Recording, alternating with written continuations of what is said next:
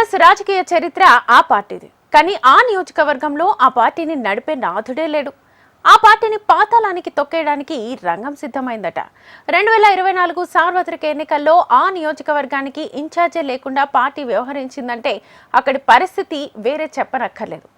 మొన్నటి వరకు దిశ నిర్దేశించిన ఆ నాయకుడిని పక్క జిల్లాలకు పంపేలా ఇక్కడి ఓ బడా ఫ్యామిలీ స్కెచ్తో తరిమేశారట. దీంతో ఆ పార్టీ క్యాడర్ దిక్కులేని పరిస్థితుల్లో ఎవరికి వారిగా కూటమంటూ పనిచేయక తప్పలేదట. ఇలాగే కొనసాగితే రాబోయే రోజుల్లో తాము నమ్ముకున్న పార్టీ భూస్థాపితమే అంటూ కార్యకర్తలు కలవరపడుతున్నారట. ఏదా పార్టీ, ఏదా నియోజకవర్గం? ఇప్పుడు తెలుసుకుందాం. ఎచ్చెర్ల నియోజకవర్గం శ్రీకాకుళం జిల్లాకు ముఖద్వారం. జిల్లాకు పరిశ్రమల నియోజకవర్గం. 4 మండలాల్లో 2,42,895 మంది ఓటర్లున్నారు. అత్యధిక వలసలకు వెళ్లే నియోజకవర్గం ఇదే. ఇక 1983లో టీడీపీ ఆవిర్భవించినప్పటి నుంచి 2004 వరకు ఆ పార్టీదే ఇక్కడ హవా. రాష్ట్ర విభజన తర్వాత 2014లో మళ్లీ టీడీపీ జెండా రెపరెపలాడింది. 2019లో ఓటమి పాలైన 2024 సార్వత్రిక ఎన్నికలు వచ్చేసరికి పసుపు జెండా మోద్దామంటే కనిపించకుండా పోయిందట. కూటమి తెచ్చిన పెంటతో అక్కడ టీడీపీ శ్రేణులు విలవిల్లాడిపోతున్నారట.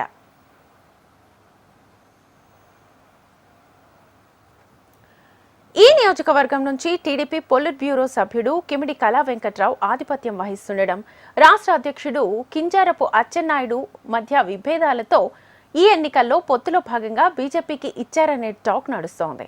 అచ్చెన్నాయుడు ఒంటెత్తు పోకట వల్లే ఇలా జరిగిందని క్యాడర్ లోపల మదన పడుతున్నారట. క్యాడర్ను ఆదుకునే దాత నియోజకవర్గంలోనే లేడట. కింజారపు తన పబ్బం కోసం సీనియర్ అయిన కళా వెంకట్రావును పొగబెట్టి పక్క జిల్లాలకు పంపారని గుసగుసలాడుకుంటున్నారట. కనీసం ఈ నియోజకవర్గానికి ఇన్ఛార్జ్గా ఎందుకు నియమించలేదనేది అక్కడి క్యాడర్ టాక్. ఇక్కడ ఎందుకు నాయకుడిని నియమించలేదంటే మాటలు దాటేస్తున్నారే తప్ప స్పష్టత లేదట. కళా వెంకట్రావుకు అనుకూలంగా ఉన్న వర్గీయులను ఏరేయడానికి అనే టాక్తోనే ఇప్పుడు ఆందోళన వ్యక్తం చేస్తుందట క్యాడర్. మరోపక్క కూటమి అభ్యర్థి నడుకుదింటి ఈశ్వర్రావు అలియాస్ ఎన్ఈఆర్, ఇతడు కమ్మ సామాజిక వర్గం. ఈ వర్గం నియోజకవర్గంలో కేవలం 2% ఓటింగ్ ఉంది. కానీ చాప కింద నీరులా 2024 ఎన్నికల్లో మిమ్మల్ని నాయకుడు లేని లోటు లేకుండా చూసుకుంటున్నానన్నాను కదా, అందరూ కమలం వైపు రండి అంటూ తెలుగు తమ్ముళ్లకు ఆఫర్లు కూడా ఇస్తున్నాడట.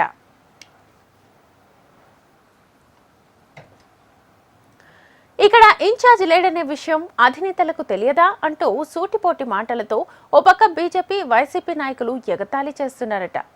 ఎన్ఈఆర్ మాత్రం టీడీపీ నేతలు యూజ్ అండ్ త్రో టైప్, తాను మాత్రం పక్కా లోకల్, ఇక్కడే ఉంటాను, ఎక్కడికి వెళ్లను, రణస్థలం మండలంలో బంటుపిల్లిలో తన సొంత ఇల్లు, ఓ కార్పొరేట్ స్కూలు ఉంది, మీకు తెలిసిందే కదా, ఆ పార్టీ వారిలా పక్క నియోజకవర్గం నుంచి రోజు రావడం లేదు కదా అంటూ తన బీజేపీ అనునాయులతో తెలుగు తమ్ముళ్లకు బ్రెయిన్ వాష్ కూడా చేస్తున్నాడట.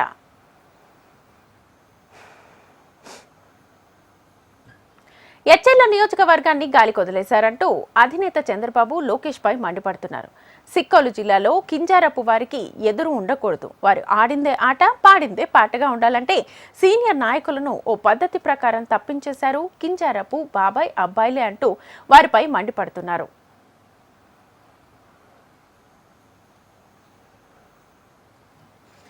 మొత్తం తెలుగు తమ్ముళ్లను కమలం వైపు లాక్కోవడానికి కౌంటింగ్ అనంతరమే అనేది తెలుస్తోంది. ఆ రోజు నియోజకవర్గంలో భారీ సభ పెడుతూ సెంట్రల్ నుంచి బీజేపీ పెద్దోళ్లను తెస్తా, వారి ముందే మీకు ఎలాంటి హామీ రక్షణ కావాలో చెప్పుకోండి, మిమ్మల్ని వారితో మిలాఖత్ చేయిస్తానంటూ తెలుగు నాయకులకు చెబుతున్నారట. కాగా ఎన్ఈఆర్ తనదైన శైలిలో ఆకర్షణ మొదలు పెట్టేశారనే టాక్ నియోజకవర్గంలో కోడై కూస్తోంది. గెలిచినా ఓడినా ఇక మనం కమలం కిందనే, ఇక్కడ టీడీపీ ఇన్ఛార్జిని నియమించే అవకాశం ఉండదని బీజేపీ అభ్యర్థి ప్రచారం చేసేస్తున్నారట. నావకు కెప్టెన్ లేకపోవడంతో ఓ పక్క అధికార పార్టీ నాయకులు కూడా మా పార్టీకి రండి, మీకు అండగా ఉంటాం, మనమంతా బీసీలమే, 2% ఓటింగ్ లేని ఓసీ నాయకుడి కింద మోచేతి నీళ్లు తాగడం అవసరమా అంటూ వారు తెలుగు తమ్ముళ్లకు బ్రెయిన్ వాష్ చేస్తున్నారట. దీంతో క్షేత్రస్థాయిలో ఉన్న తెలుగు తమ్ముళ్లు ఏంట్రా కర్మ, అధినేత మన నియోజకవర్గాన్ని ఎందుకు వదిలేశాడు, బీజేపీలో కలిపేస్తాడా అంటూ ప్రశ్నించుకుంటున్నారు. వారి ప్రశ్నలకు సమాధానాలే దొరకడం లేదట. దీంతో క్యాడర్ తలనొప్పితో సతమతమవుతోందట.